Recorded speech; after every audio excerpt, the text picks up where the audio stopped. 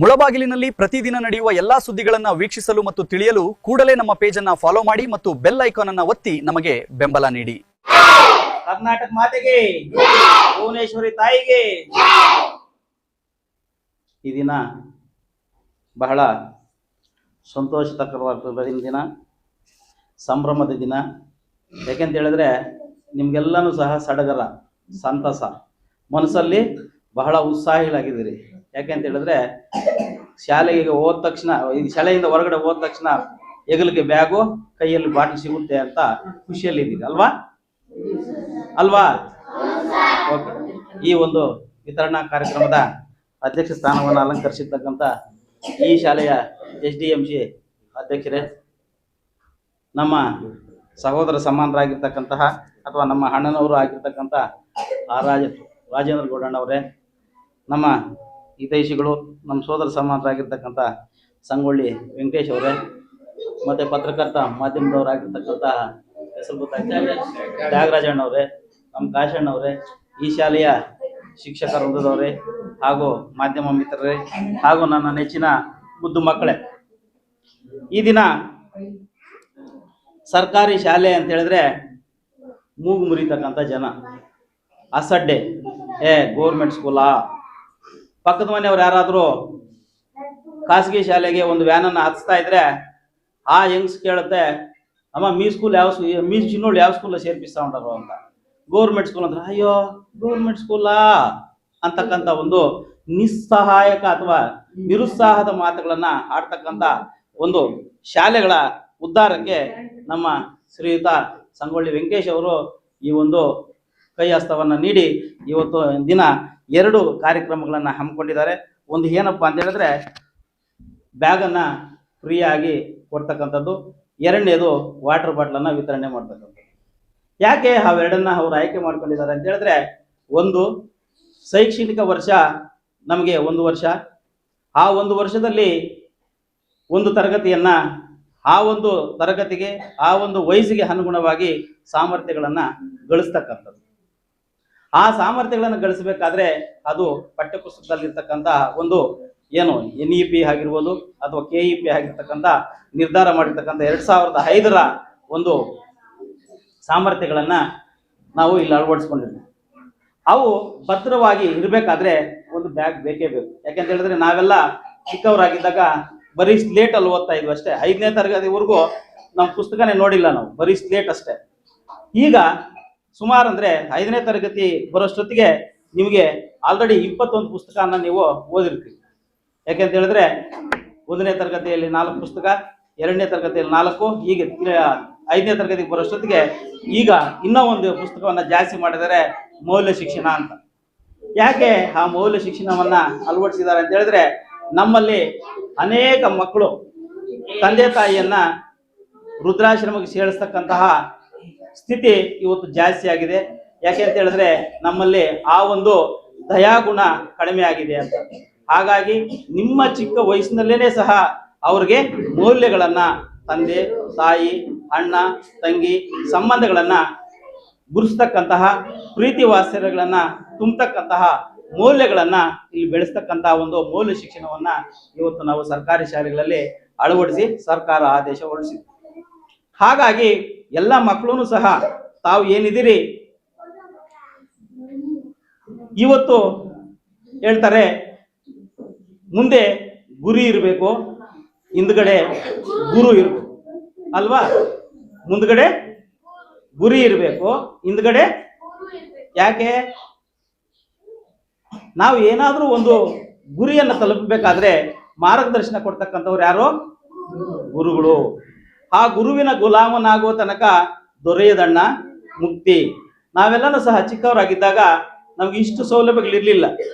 ಶಿಕ್ಷಕರು ಅದೇ ಊರಲ್ಲಿ ಇರ್ತಕ್ಕಂಥವ್ರು, ಯಾರೋ ಸುಮಾರು ಕಿಲೋಮೀಟರ್ಗಳಿಂದ ಬರ್ತಕ್ಕಂಥ ಶಿಕ್ಷಕರಿದ್ರು, ಆದ್ರೆ ಬೇರೆ ಜಿಲ್ಲೆಗಳಿಂದ ಬರ್ತಕ್ಕಂಥ ಶಿಕ್ಷಕರಿದ್ರು.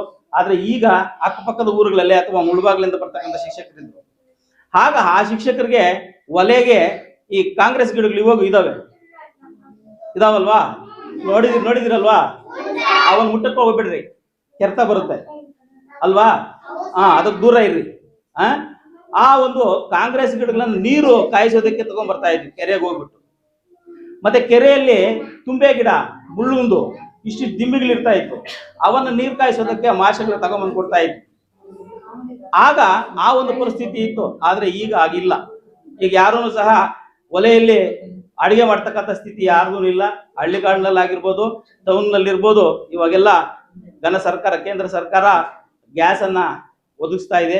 ಹಾಗಾಗಿ ಆ ಒಂದು ಪರಿಸ್ಥಿತಿಗಳು ಇಲ್ಲ. ತಾವು ನಾನು ಅವಾಗ್ಲೇನೆ ಹೇಳಿದೆ, ಮುಂದೆ ಗುರಿ ಇರಬೇಕು, ಹಿಂದ್ಗಡೆ ಗುರು ಇರಬೇಕು. ನಾವು ಏನೇ ಒಂದು ಸಾಧನೆ ಮಾಡ್ಬೇಕಾದ್ರೆ ಇವತ್ತಿಂದ ನಾವು ಸಹ ಏನ್ ಮಾಡ್ಕೋಬೇಕು, ಒಂದು ಗುರಿಯನ್ನು ಇಟ್ಕೋಬೇಕು. ನಾನೇನು ದೊಡ್ಡವನಾದ್ಮೇಲೆ ಪೊಲೀಸ್ ಆಗ್ಬೇಕು, ಒಂದು ರಾಜಕಾರಣಿ ಆಗ್ಬೇಕು, ಅಥವಾ ಒಂದು ಡಾಕ್ಟರ್ ಆಗ್ಬೇಕು, ಅಥವಾ 4 ಜನಕ್ಕೆ ಬುದ್ಧಿ ಹೇಳ್ತಕ್ಕಂಥ ಶಿಕ್ಷಕನಾಗಬೇಕು ಅನ್ನೋ ಒಂದು ಗುರಿಯನ್ನ ನೀವು ಇವತ್ತಿಂದಾನೇ ನೀವು ರೂಢಿಸ್ಕೋಬೇಕು. ಅಂತ ಗುರಿಯನ್ನ ನೀವು ರೂಢಿಸ್ಕೋಬೇಕಾದ್ರೆ ನಿಮಗೆ ಹಳ್ಳಿಗಳಲ್ಲಿ ಸವಲತ್ತುಗಳು ಕಡಿಮೆ ಇದೆ. ಆ ಸವಲತ್ತುಗಳು ಸರ್ಕಾರದಿಂದ ಅನೇಕ ಸವಲತ್ತುಗಳು ಬರ್ತಾ ಇದೆ. ಆ ಸವಲತ್ತುಗಳಲ್ಲಿ ಇಲ್ಲದೆ ಇರ್ತಕ್ಕಂಥದ್ದನ್ನ ನಮ್ಮ ಸಮಾಜ ಸೇವಕರಾಗಿರ್ತಕ್ಕಂಥ ನಮ್ಮ ಸಂಗೊಳ್ಳಿ ವೆಂಕಟೇಶ್ ಅವರು ನಿಮ್ಗೆ ಒದಗಿಸ್ಕೊಡ್ತಾ ಇದ್ದಾರೆ. ಏನಪ್ಪಾ ಕೊಡ್ತಾ ಇದ್ದಾರೆ ಅಂತ ಹೇಳಿದ್ರೆ, ಅವರು ಶಾಲೆಗಳಲ್ಲಿ ನೋಡಿ, ನಾನು ಚಿಕ್ಕನಾಗಿದ್ದೆ, ನನಗೆ ವಿದ್ಯಾಭ್ಯಾಸ ಅಷ್ಟು ಮಾಡೋದಕ್ಕೆ ನನಗೆ ಆವಾಗ ಅನಾನುಕೂಲ ಇತ್ತು. ಆದ್ರೆ ಆ ಅನಾನುಕೂಲವನ್ನು ನೆನೆದು ಇವತ್ತು ನಾನು ಸರ್ಕಾರಿ ಶಾಲೆಗಳಲ್ಲಿ ಏನು ಕೊರತೆ ಇದೆ, 10 ಜನ ಮಕ್ಕಳಿಗಿನ್ನ ಎಲ್ಲಿ ಶಾಲೆಯಲ್ಲಿ 10 ಜನ ಮಕ್ಕಳಿಗಿನ್ನ ಯಾವ ಶಾಲೆಯಲ್ಲಿ ಕಡಿಮೆ ಇದ್ದಾರೆ, ಅಲ್ಲಿ 1ನೇ ತರಗತಿಗೆ ಯಾವ ಮಗು ದಾಖಲಾಗ್ತಾ ಇದೆ, ಆ ಮಗುಗೆ ನಾನು 2,000 ರೂಪಾಯಿ ಸ್ಕಾಲರ್ಶಿಪ್ ಅನ್ನ ಅಥವಾ ವಿದ್ಯಾರ್ಥಿ ವೇತನವನ್ನ ಕೊಡ್ತೀನಿ ಅಂತ ಹೇಳ್ಬಿಟ್ಟಿದೆ. ಅವರು ಕೊಟ್ಕೊಂಡು ಸರ್ಕಾರಿ ಶಾಲೆಗಳ ಹತ್ರ ಅವರು ಗಮನ ಹರಿಸ್ತಾ ಇದ್ದಾರೆ. ಅದೇ ರೀತಿಯಾಗಿ SLC ಪಾಸ್ ಆದ ತಕ್ಷಣ ಅಥವಾ PUC ಪಾಸ್ ಆದ ತಕ್ಷಣ ಅಥವಾ ಏನು ಇಂಜಿನಿಯರಿಂಗ್ ಕಾಲೇಜ್ಗೆ ಹೋಗ್ತಕ್ಕಂಥದ್ದು, ಡಿಪ್ಲೊಮಾ ಕಾಲೇಜ್ಗೆ ಹೋಗ್ತಕ್ಕಂಥದ್ದು, ಅಥವಾ ಯಾವುದೇ ಒಂದು ಕಾಲೇಜಿಗೆ ಸೇರ್ಬೇಕಾದ್ರೆ ಆರ್ಥಿಕವಾಗಿ ಹಿಂದುಳಿದಿರ್ತಕ್ಕಂಥವ್ರು ಅಥವಾ ಬಡವರು ಅಥವಾ ತಂದೆ ತಾಯಿ ಇಲ್ಲದೇ ಇರ್ತಕ್ಕಂಥ ಮಕ್ಕಳಿಗೆ ನಾನು ಆ ಒಂದು ಮಗುವಿನ ಫೀಸನ್ನ ಅಥವಾ ಶಾಲಾ ಶುಲ್ಕವನ್ನ ನಾನು ಪಾವತಿ ಮಾಡ್ತೀನಿ ಅಂತ ಹೇಳ್ಬಿಟ್ಟಿದೆ. ಅವ್ರು ಇವತ್ತಿನ ದಿನ ಆ ಒಂದು ವಿದ್ಯಾಭ್ಯಾಸಕ್ಕೋಸ್ಕರ ಒಂದಷ್ಟು ಹಣವನ್ನ ಸಹಾಯ ಮಾಡ್ತಾ ಇದ್ದಾರೆ. ಅವ್ರಿಗೆ ನಿಜವಾಗ್ಲೂ ಸಹ ನಾವು ಧನ್ಯವಾದಗಳನ್ನ ಸಲ್ಲಿಸಬೇಕು. ಅದೇ ರೀತಿಯಾಗಿ ಎಷ್ಟೋ ಜನ ಹೆಣ್ಣು ಮಕ್ಕಳಿಗೆ ಪಾಪ ತಂದೆ ತಾಯಿ ಇಲ್ಲದೆ ಇರ್ತಕ್ಕಂಥವ್ರು, ಬಡವರು, ನಿರ್ಗತಿಕರಿಗೆ ಏನೋ ವಯಸ್ಸಾದ ಮೇಲೆ 18 ವರ್ಷ, ಈಗ ಘನ ಸರ್ಕಾರ 18 ವರ್ಷ ಮದುವೆ ವಯಸ್ಸು ಫಿಕ್ಸ್ ಮಾಡಿದೆ. ಗಂಡು ಮಗುಗೆ 21 ವರ್ಷ ಫಿಕ್ಸ್ ಮಾಡಿದೆ.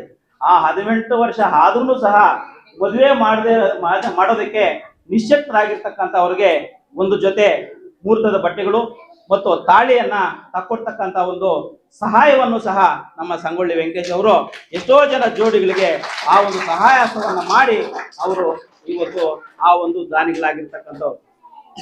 ಅದೇ ರೀತಿಯಾಗಿ ಬನ್ನಿ, ಎಷ್ಟೋ ಊರುಗಳಲ್ಲಿ ಬಡವರಾಗಿರ್ತಕ್ಕಂಥವ್ರು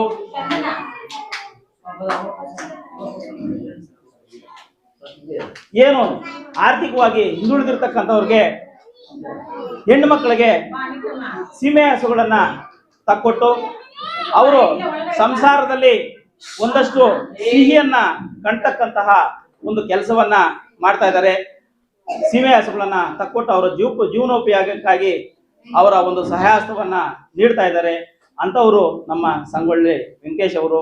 ಹೀಗೆ ಅನೇಕ ಕಾರ್ಯಕ್ರಮಗಳನ್ನ, ಮತ್ತೆ ಮೊನ್ನೆ ಒಂದು ಶಾಲೆಗೆ ಹೋಗಿದ್ವಿ, ಅಲ್ಲಿ ಒಂದು ಬೇಡಿಕೆಯನ್ನು ಇಟ್ರು. ನೋಡಿ, ನಮ್ಮೂರಲ್ಲಿ ಪಾಪ ಗಂಡ ಹೆಂಡತಿ ಇಬ್ಬರಿದ್ರು. ಆ ಗಂಡ ಇದ್ದಾಗ ಬಹಳ ಸಂತೋಷದ ಜೀವನವನ್ನ, ಸುಖಕರವಾಗಿರ್ತಕ್ಕಂಥ ಸಂಸಾರವನ್ನ ನಡೆಸ್ಕೊಂಡು ಹೋಗ್ತಾ ಇದ್ರು. ಆದ್ರೆ ಅನಾರೋಗ್ಯದ ನಿಮಿತ್ತ ಆ ಗಂಡ ತೀರೋದ ಮೇಲೆ ಆ ಹೆಂಡತಿಗೆ ಪಾಪ ಮಾನಸಿಕವಾಗಿ ಒಂದು ಇದನ್ನ ಕಳ್ಕೊಂಡಿದ್ದಾಳೆ. ಅಂತಹ ಹೆಂಗಸು ಇವತ್ತು ಮನೆ ಇಲ್ಲ, 2 ಮಕ್ಕಳು ಓದ್ತಾ ಇದ್ದಾರೆ. ಆ ಮಕ್ಕಳಿಗೆ ಫೀಸ್ ಕೊಟ್ಟಕ್ಕಾಗಲ್ಲ, ಓದ್ಸಕ್ಕಾಗ್ತಾ ಇಲ್ಲ, ಬುಕ್ ಇಲ್ಲ, ಬ್ಯಾಗ್ ಇಲ್ಲ ಅನ್ನೋದಕ್ಕೆ ಆ ಒಂದು ಅದೇ ಸ್ಥಾನದಲ್ಲಿ ಅವರು ಆ ಊರಿನವ್ರು ಕೇಳ್ಕೊಂಡ್ರು. ಆಗ ನೋಡಿ, ಬರೀ ಒಂದು ಶಾಲೆಯ ಒಂದು ಗೋಡೆಗೆ 4 ಕಿಟಕಿಯನ್ನ ಹಾಕೊಂಡು ಒಂದು ಶೀಟನ್ನ ಹಾಕೊಂಡು ಸಂಸಾರವನ್ನು ಮಾಡ್ತಾ ಇದ್ದಾರೆ ಅನ್ನೋಷ್ಟೊತ್ತಿಗೆ ನನ್ನ ಕೈಲಾದಷ್ಟು ಎಷ್ಟು ಬೇಕೋ ಅಷ್ಟನ್ನ ನಾನು ಸಹಾಯ ಮಾಡ್ತೀನಿ. ನಿಮ್ಮೂರವರೆಲ್ಲ ಏನ್ ಬೇಕೋ ಅವ್ರಿಗೆ ಹೇಳಿ, ನೀವು ಒಂದಷ್ಟು ಸಹಾಯ ಮಾಡಿ, ನಾನು ಒಂದಷ್ಟು ಸಹಾಯ ಮಾಡ್ತೀನಿ ಅಂತ ಹೇಳ್ಬಿಟ್ಟು ಹಳ್ಳಿಯ ಸ್ಥಳದಲ್ಲೇ ಒಂದು ಆಶ್ವಾಸನೆಯನ್ನ ಕೊಟ್ಟು ಬರ್ತಕ್ಕಂಥ ಒಂದು ಧೀಮಂತ ಒಂದು ಸಹೃದಯಿ ದಾನಿಗಳಾಗಿರ್ತಕ್ಕಂಥ ನಮ್ಮ ಸಂಗೊಳ್ಳಿ ವೆಂಕಟೇಶ್ ಅವರು ಹೀಗೆ ಅನೇಕ ಸಹಾಯಹಸ್ತಗಳನ್ನ ನೀಡ್ಕೊಂಡ್ ಬರ್ತಾ ಇದ್ದಾರೆ. ನೀವು ಅದೇ ರೀತಿಯಾಗಿ ಸಹಾಯಹಸ್ತಗಳನ್ನ ತಗೊಂಡು ನೀವು ಶೈಕ್ಷಣಿಕವಾಗಿ ನೀವು ಏನಾಗಬೇಕು, ಒಳ್ಳೆ ಮುಂದಿನ ದಿನಗಳಲ್ಲಿ ಒಳ್ಳೆ ಅಧಿಕಾರಿ ಆಗ್ಬೇಕು, ಒಳ್ಳೆ ನಾಯಕನಾಗಬೇಕು, ಒಳ್ಳೆಯ ಹೃದಯವಂತಿಕೆ ಆಗಿರ್ಬೇಕು. ಮೊದಲನೇದಾಗಿ ತಂದೆ ತಾಯಿಗೆ ಒಳ್ಳೆಯ ಮಗಳಾಗಿ ನಾಳೆ ಆ ತಂದೆ ತಾಯಿಗಳನ್ನ ಎಡಬಿಡದೆ ಅಥವಾ ವೃದ್ಧಾಶ್ರಮಗಳಿಗೆ ಸೇರಿಸದೆ ನಾನು ಅವರು ಸಾಯೋವರೆಗೂ 100 ಕಾಲ ಅವ್ರಿರ್ಲಿ, ಅವರು ಸಾಯೋವರೆಗೂ ನಾನು ಸಾಕ್ತೀನಿ, ಅವರ ಒಂದು ಇದನ್ನ ಸೇವೆಯನ್ನ ನಾನು ಮಾಡ್ತೀನಿ ಅಂತ ಆ ಒಂದು ಪಣವನ್ನ ತೊಟ್ಕೊಂಡು ನೀವು ಮಾಡ್ತೀರಿ ಅಂತ ಹೇಳ್ತಾ ನನಗೆ ಇಲ್ಲಿ ಕರೆದು ಮಾತಾಡೋದಕ್ಕೆ ಅವಕಾಶ ಕೊಟ್ಟಂತ ತಮ್ಗೆಲ್ಲರಿಗೂ ವಂದಿಸ್ತಾ